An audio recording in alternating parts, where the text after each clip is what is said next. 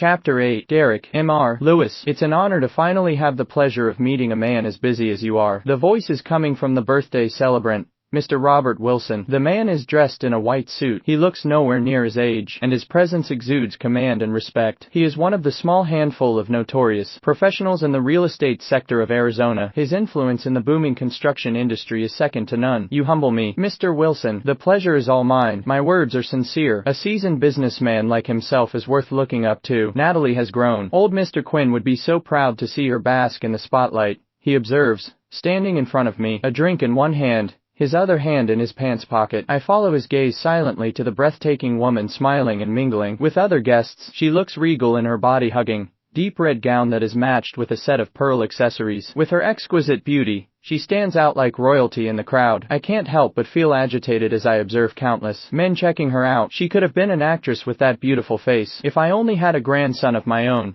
I'd make him court her. She'd be a lovely G or a NDDUGHTE or I-in-law. Mr. Wilson's words further agitate my thought process, making my hands clench into fists. I know that there are times old men tend to forget to filter their words, but considering his ties with old Mr. Quinn, it would have been possible. She's a quality woman, no doubt, I state as a matter of fact, as my eyes continue to linger on her alluring, petite figure. She raises her head, and our gazes meet, her smile vanishing like she's caught sight of something formidable. I can't blame her. I've treated her horribly lately. Mr. Wilson chuckles cheerfully at my side. Well, I guess there's no need for me to worry about Natalie, since she already has you. My brows meet as I turn to check his expression, but he only raises his glass and eyes me meaningfully, patting my arm before attending to his other guests. Sipping from my glass, I lose sight of Natalie, as I'm hounded by a group of businessmen who are interested in working with Lewis Corporation. The night flies by in a blur, and as people begin filtering out, I notice it's time to leave. My attention lands on her again. She's chatting enthusiastically with someone when our eyes lock. I tap at my watch to tell her it's time to go. A glint of annoyance flashes on her face,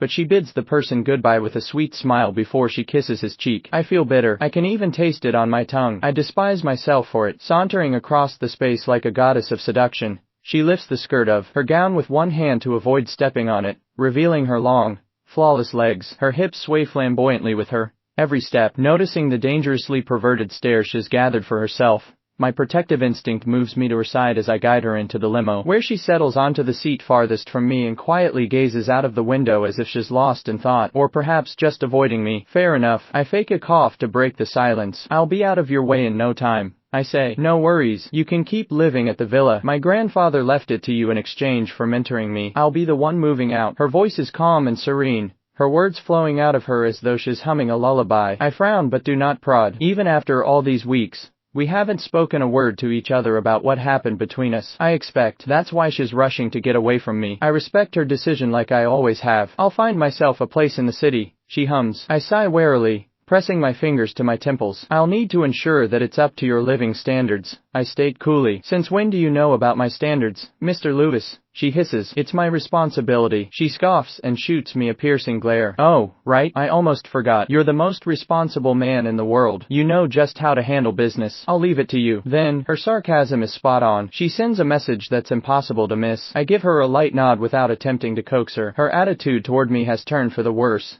and there's no one to blame but myself. I don't want to provoke her and get into a fight in the car, or at all, ever. Hopefully someday she'll get over it,